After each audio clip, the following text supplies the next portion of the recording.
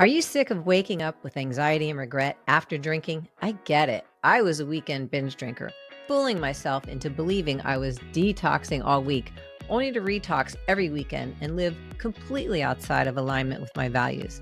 As a former personal trainer who cared about health, that disconnect pushed me to finally make a change.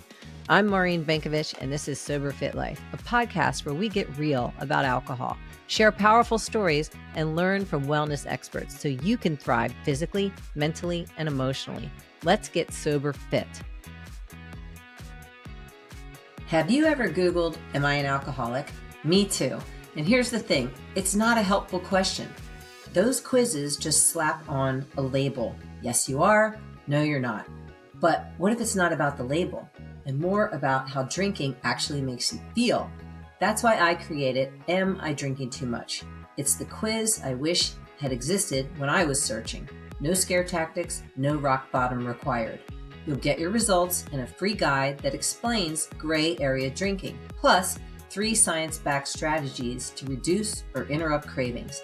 Take it at soberfitchick.com/MI. That's MI, as in, am I drinking too much? soberfitchick.com/MI.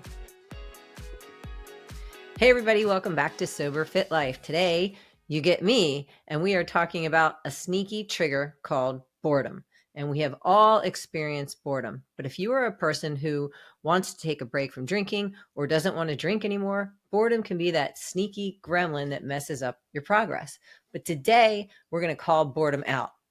We're going to talk about why it's not harmless, how it tricks your brain into chasing old habits and what to do instead, because there's actually a lot of power hiding in that space, in that uncomfortable space of boredom. And on the other side of that could be a lot of creativity. So let's get into it. Let's clear something up first. Boredom doesn't mean you're lazy. It means your brain is looking for stimulation. I think that's so interesting. It's scrolling the mental Rolodex of your mind, anything that would light up your brain. And if drinking used to be your go-to dopamine source, when boredom hits and suddenly your brain says, hey, remember how fun wine used to be? Let's do that. And that's how boredom can be that sneaky trigger. So, it doesn't come with like sirens or flashing lights. It's very subtle. It shows up in the quiet moments. And it could be like after a big event, anticlimactic, post-workout, Sunday nothingness, right? That's how I think Sunday fun days were born. People are like, you know what? It's Sunday. Let's drink because we don't know what else to do. That's boredom kicking in.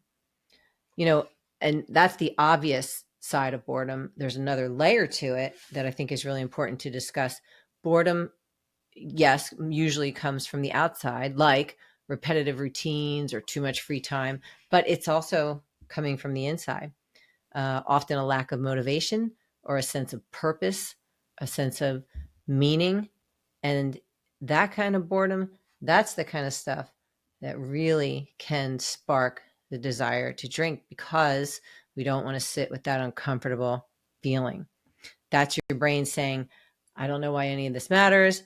And alcohol loves to sneak right in there when you're questioning things, when you're unsure, because that's that space of discomfort. And we are brought up in a world that says you need to be comfortable. And if you're uncomfortable, do something to stop it instead of being with it, existing with it, being curious about it. And that takes practice, but that's where alcohol tends to pop in. So let me give you a real life example of boredom, how it showed up a lot in my life when I was drinking. Around where I live, there are things called boat shows. So there's a lot of boats around here. And now I am not a boater. I wasn't going to drop $1 million or more on a yacht, but I still went because, that's what people did around here. It was a beautiful day and it is on the water. But after the first hour of pretending to care about anchor specs and engine sizes, I'm bored, right? So there's tons of champagne being served all around these yachts and boats. And I thought, well, I guess instead of leaving or figuring out something else to do, I'll just drink. And that is what I would end up doing. And I would drink the free champagne. And the crazy thing is, I never even liked champagne. I just wasn't really a champagne drinker, but it was free. And I would drink it because I was bored. And then you know what would happen? I'd either get really tired for the rest of the day, or more than likely, especially on a weekend, I would just keep drinking. And that never ended well by the nighttime. So, and then the next day I was kicking myself for it. Instead of being curious and also honoring the fact that I really wasn't a boat show person. So why did I continually put myself in those situations? But I didn't let that space happen to question it and be curious about it, and then go a step further by saying, well, let me see what happens if I don't go to a boat show and do something different, right? So I wasn't just bored. What was really happening was I was unprepared. I didn't have a plan for that awkward lull. I already knew going into it, I didn't really want to go, but I didn't have a plan of what I was going to do. I didn't know how I was going to sit with the boredom and not numb it. And that right there is the danger for anybody who doesn't want to drink. You need to have a plan, and you need to know boundaries, and you need to have agency and honor yourself. If it's something you don't really want to do, and there's a high degree of boredom because you don't want to be there, and there's an option to drink and you're really not interested in drinking, then you get to make a different choice. But thinking something out beforehand will really help you have that plan that honors you. So let's flip the script on boredom, because it can actually be a gift if we reframe it and we think about it differently. So here's the reframe in your brain. I'm bored. What if I just kind of sit with this boredom and allow the space? Allow the space. All of a sudden, something else happens. It's called possibility, inventions, innovativeness. Seriously, think about it. I'll give you some examples. Some of the best ideas in the world happen because someone got bored. Isaac Newton, stuck at home during the plague, saw an apple fall, boom, gravity. This is what happens with boredom.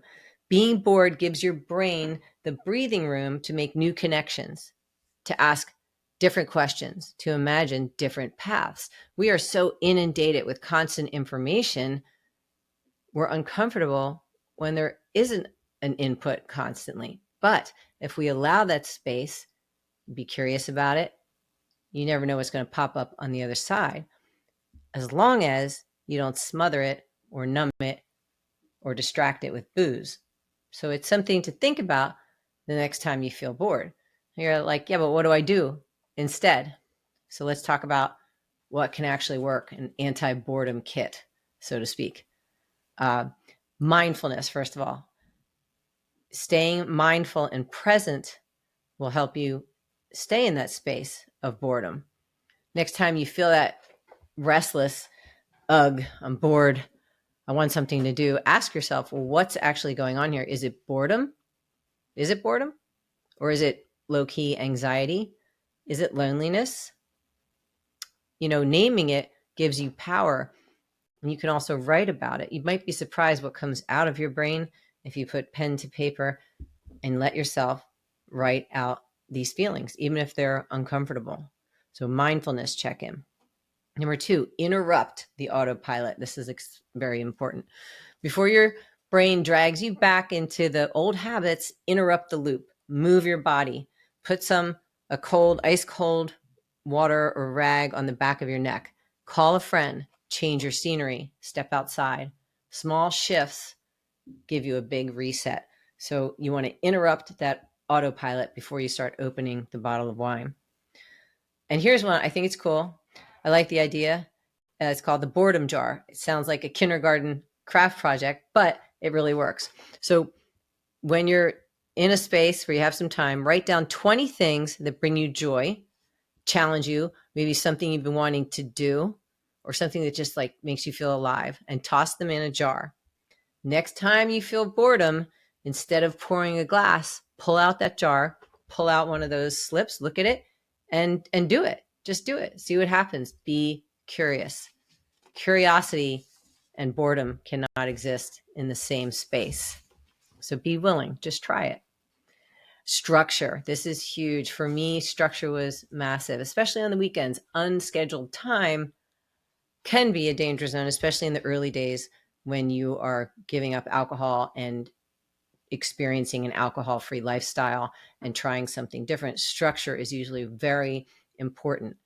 So, build a loose framework. I'm not saying don't rest on the weekends. That could be part of your structure, right? To rest and enjoy it. Read a book, relax. That's fine.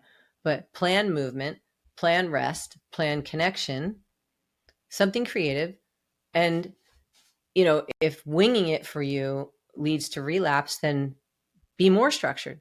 So it's always about an experiment. The first weekend you'll try being somewhat structured. And if you found you ended up drinking due to boredom, then next weekend make it more structured. Plan a hike, get together with friends that you make plans in advance. So it's always about learning and growing, right? This progress is not linear. We keep trying new things, trial and error, but stay curious. So what I wish I knew sooner about boredom, if I could go back and talk to me, who was sipping warm champagne on a yacht that I didn't care about, I'd say, you're not broken. You're just bored. It's okay that you don't like boat shows, but let's find a better way to deal with it. So the first time I went back to a boat show, I knew that this was an issue for me. So I looked at some of the boats with everybody who was interested in boats for a little while. And then I said, you know what? I'm going to go check out the rest of the expo and see what else they have here, t-shirts. And there were lots of dogs walking around. It was beautiful weather. And I did something different. I changed my scenery. I moved. I got something to eat. And I checked back in. Everybody was done looking at boats. And I wasn't bored. And I had no desire or temptation to drink. So it's being willing to try some of these things the next time you feel bored instead of just pouring the drink. So the next time you find yourself, pacing, your phone in your hand, your refrigerator open, you're looking in the door, pause and ask yourself, what is it I really need right now? And I talk about this a lot with my clients. It's the HALT method, HALT. Are you hungry? Well, then eat something, especially something with protein. And when I say hungry, that also includes, do you need to be hydrated? So make sure you drink water. A lot of times we crave alcohol when we're not hydrated. So are you hungry, or do you need hydration? That's the H. Angry is A, angry. And that could be depressed as well, right? So are you hungry, angry, frustrated with something, angry, feeling depressed? Are you lonely? If you're lonely, call a friend, call someone in your family, go say hi to the neighbor, pet your dog, get some interaction. And then tired. If you are tired, honor your body and rest. And especially in the early days of stopping drinking, you will feel tired because quite literally your brain and your body are healing. And it takes energy to heal. So let yourself rest, because you're doing a really good thing for yourself by stopping putting in a toxin and a carcinogen into your body. So allow yourself the rest. You deserve it. And that's okay. So what do you really need right now? The HALT method, HALT. Then with intention, try to address that issue and make that boredom jar, put some crazy, weird, fun stuff, make it a game, gamify it, try a magic trick, learn a yoga pose, paint something really bad. Doesn't matter.